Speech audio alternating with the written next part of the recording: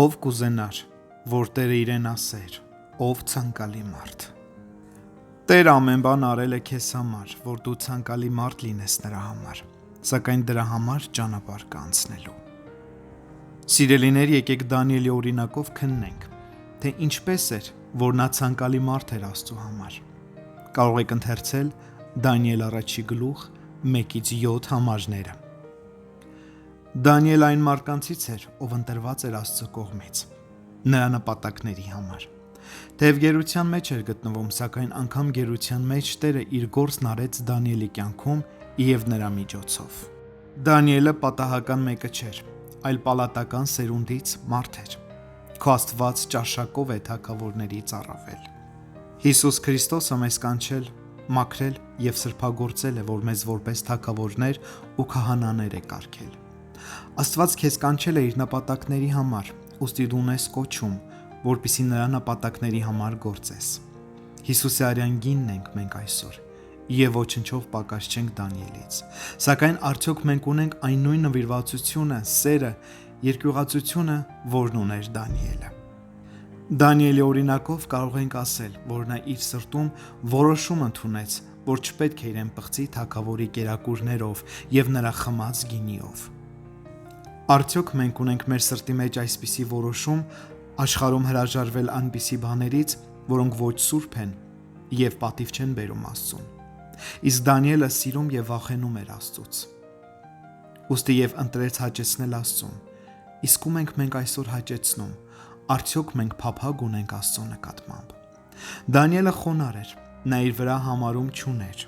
Այն բոլոր մեկնությունները, որ նա տվեց Նաբուգոդոնոսոր արքային, նա չվերագրեց իրեն,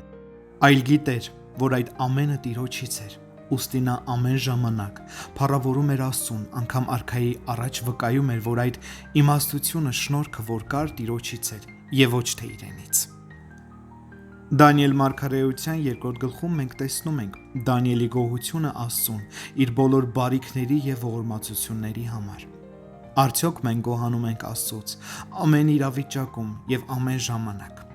Եկեք անտարբեր չլինենք Աստծո նկատմամբ, ով մեզ ողորմում է ամեն ժամանակ, եւ գոհանանք նրանից, նրա բարիքների եւ օրհնությունների համար։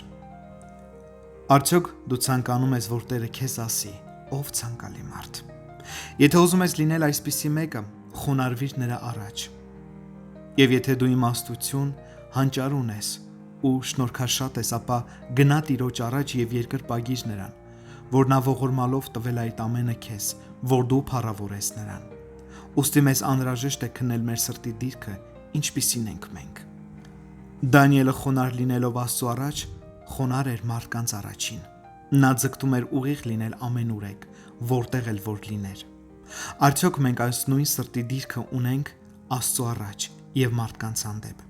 Նա բոլոր դեպքերում նախընտրում էր խոսել ճշմարտությունը մարդկանց առաջին։ Ինչպիսին ենք մենք այսօր։ Արդյոք ճշմարտությունն ենք խոսում մարդկանց։ Արդյոք վախենում ենք մարդկանցից առավել, քան Աստծուց։ Եվ եթե դու պահում ես այս հավատարմությունը, նվիրվածությունը, ուղիղ ես Աստծո առաջ, ապա Աստված շնորհ գտնել կտա քեզ։ Դանիելի կյանքը շատ յուրահատուկ էր այս առումով, եւ երբ փորձություն եղավ նրա կյանքում, չաղոթել ոչ մի Աստծո համաձայն Դարեհի արձակած հրովարտակի,